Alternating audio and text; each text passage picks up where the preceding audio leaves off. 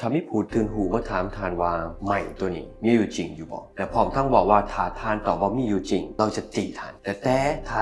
ทานตอบว่ามันบ่มีอยู่จริงเราก็สิใส่ไม้นี้ตีทานแล้วถ้าบ่ทานบ่ตอบเราก็สิตีทานเสียแล้วไหนนี่เป็นหนึ่งเรื่องเล่าของ Sense Philosophy เรื่องเล่าเกี่ยวกับปรัชญาเซน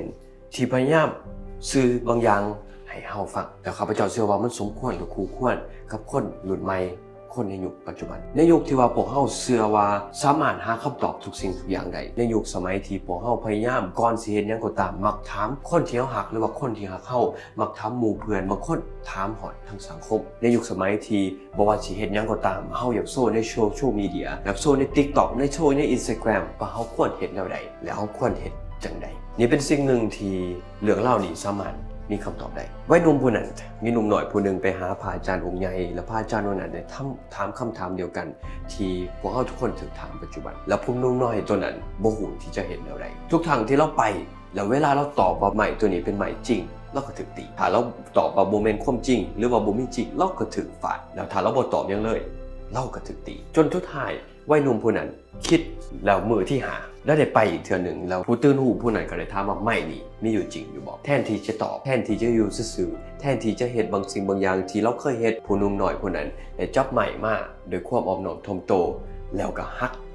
ไม่นั้นเป็นครึ่งทุกท่านผู้ตื่นหูเมื่อได้เห็นแบบนั้นแล้วก็มีรอยยิ้มแล้วก็บอกว่าเจ้าเข้าใจแล้วบ่ข่อยกำลังสอนสิ่งใดพระเจ้านี่เป็นบางอย่างที่ข้าพเจ้าเชื่อว่าหลายคนสามารถเอาไปนำคิดและไปสามารถเอาไปไตร่ตรองเกี่ยวกับชีวิตเฮาได้บางครั้งบางคราวในชีวิตบ่แม่นจำเป็นต้องไปหาคำตอบแต่จำเป็นที่จะต้องลงมือทำลงมือเฮ็ดหลายอย่างบ่จำเป็นต้องถ่ายให้คนอื่นบอกว่าถูกต้องหลายอย่างบ่จำเป็นต้องถ่ายเฮามีความเชื่อมั่น 100% แล้วจึงลงมือเฮ็ดที่จริงแล้วหลายอย่างต้องการแค่การกระทำลงมือทำของพวกเฮาแล้วคำตอบจึงสิมาข้าพเจ้าสักไซแสงรุ่นขอทุกคนมีความสุขแล้วขอให้ทุกคนมีความกล้าแทนที่หาแต่คำตอบกล้าที่จะลงมือเฮ็ดให้ชีวิตเดียวที่ของเรามีดีขึ้นหลายกว่าเก่าสบายดีเราขอบใจทุกท่านที่ติดตามข้าพเจ้าและทีมงานเห็นวิดีโอเหล่านี้ขึ้นมาแม้มีจุดประสงค์เดียวเพื่อแบ่งปันความรู้และให้คุณค่าในนามทองประธานของบริษัทตักเจริญ